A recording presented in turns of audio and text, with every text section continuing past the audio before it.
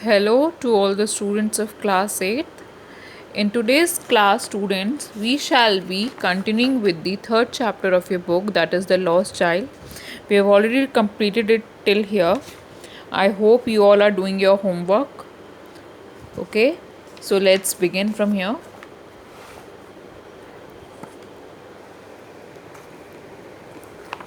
A man stood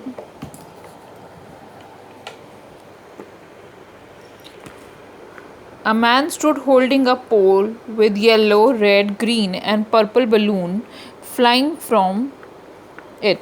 एक आदमी एक खम्बे जैसा मतलब एक लकड़ी का कुछ पकड़े हुए खड़ा था जिसपे कि अलग अलग तरीके के बैलून उस पोल से उड़ रहे थे, yellow, red, green and purple.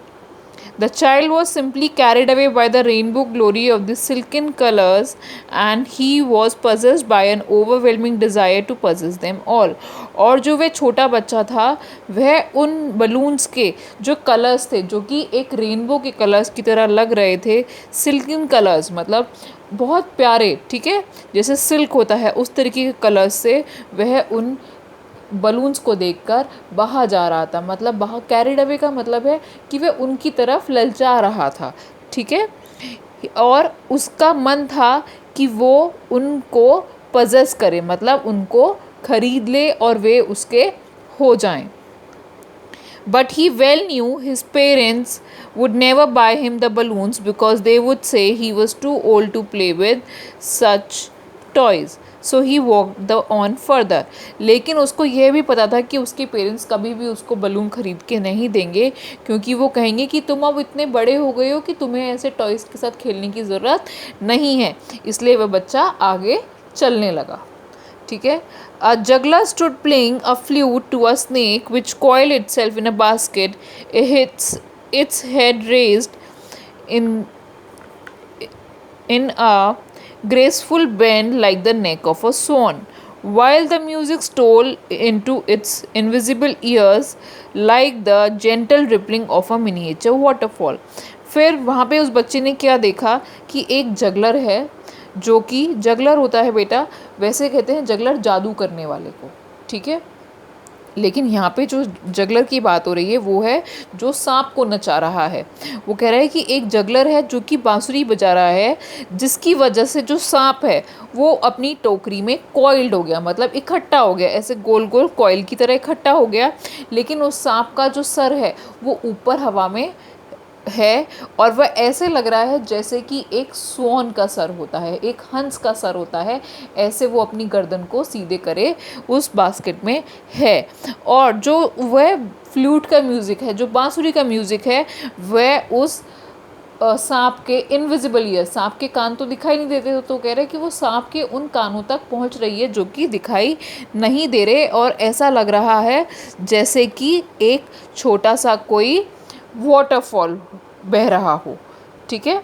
Rippling का मतलब है जैसे आपने अगर पानी में देखा होगा तो पानी में लहरें आ जाती हैं, तो ये यहाँ पे उस वाटरफॉल की, रिपलिंग वाटरफॉल की बात हो रही है.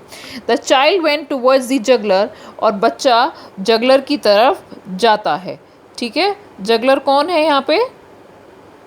यहाँ पे जगलर है जो कि वह खेल दिखा रहा है, जादूगर कह सकते हैं, या फिर हम कह सकते हैं कि बाजीगर भी हम उसको कह सकते हैं, ठीक है.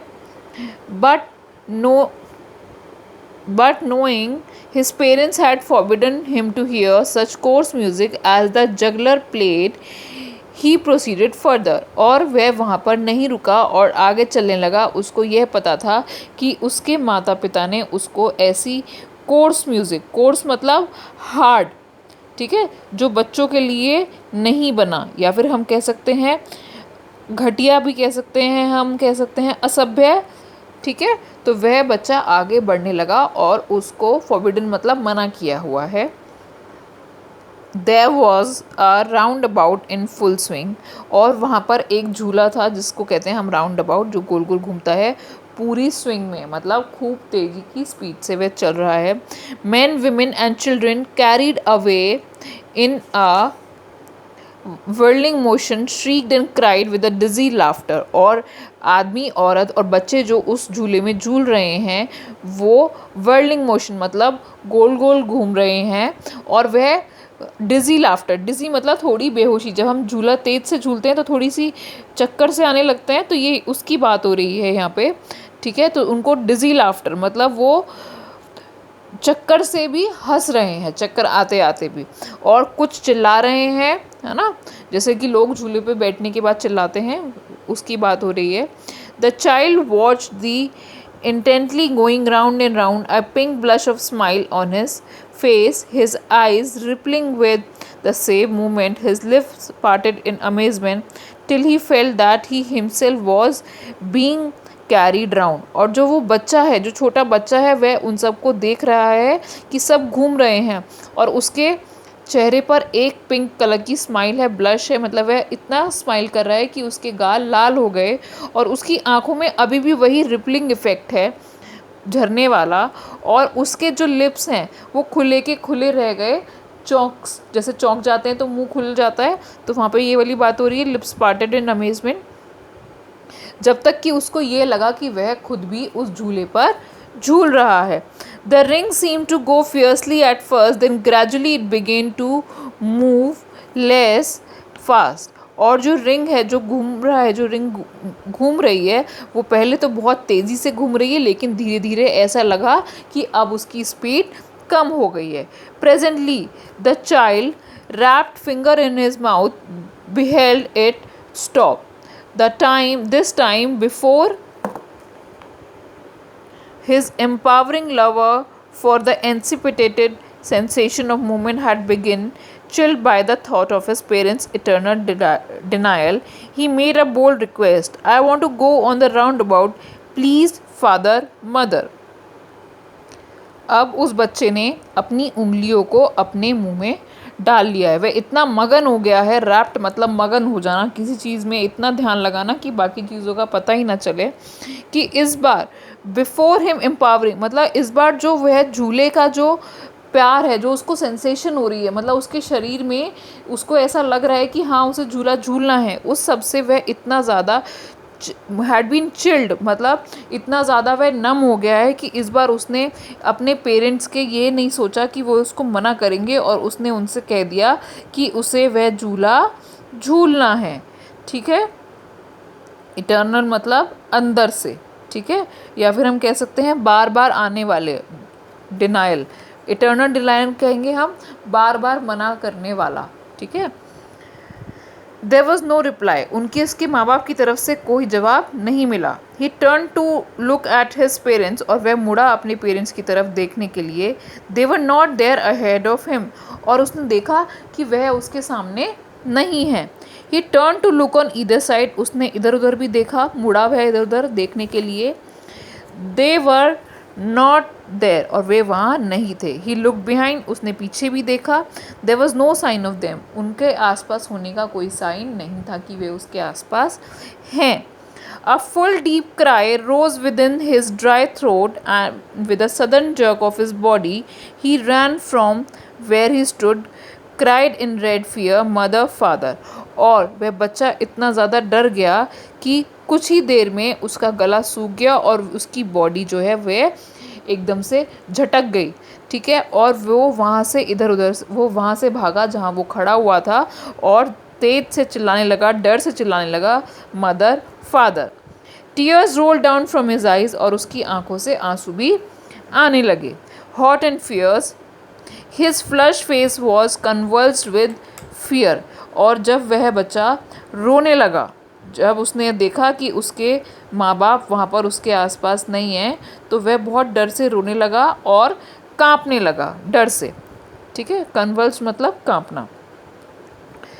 Panic stricken he ran to one side first then to another, hither and thither in all direction. और वह डर से वह इतना ज़्यादा हिल गया, पैनिक स्ट्रिकन मतलब डर से घबरा जाना, कि उसे समझ नहीं आया कि वो क्या करे, तो वो एक तरफ से दूसरी तरफ भागने लगा. हिदर एंड थिदर मतलब इधर से उधर सारी डायरेक्शंस में भागना.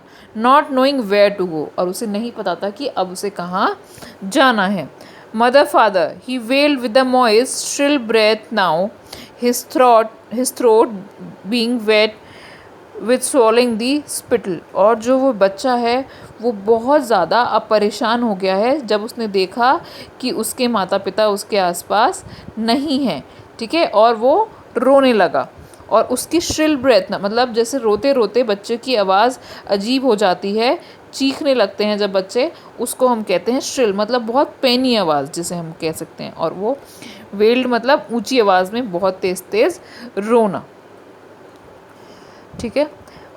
His yellow turban came untied and his clothes, wet with perspiration, became muddy where the dust had mixed with the sweat of his body। और जो उसने येलो कलर की पगड़ी पहनी हुई थी वो भी अब खुल गई और उसके जो कपड़े थे वो सब पसीने में गीले हो गए, और जो वहाँ पे मिट्टी थी वह पसीना उसके मिट्टी में मिल गया और उसके कपड़े उसके गंदे हो गए और उसकी बॉडी से चिपक गए। His light frame seemed heavy as mass of lead। और जो उसकी बॉडी है, मतलब वो कह रहे हैं कि जो एकदम हल्की सी बॉडी है वो भी अब हैवी लगने लगी। Okay student, so we'll complete only this part of the chapter today. The other part we'll complete in the next class. But your homework for today is to mark the difficult words, okay, which are there in the bold letters। आप इनको mark करेंगे and you have to write all of them in your notebook। Plus read the chapter, read the complete chapter and go through the explanation that I have done with you।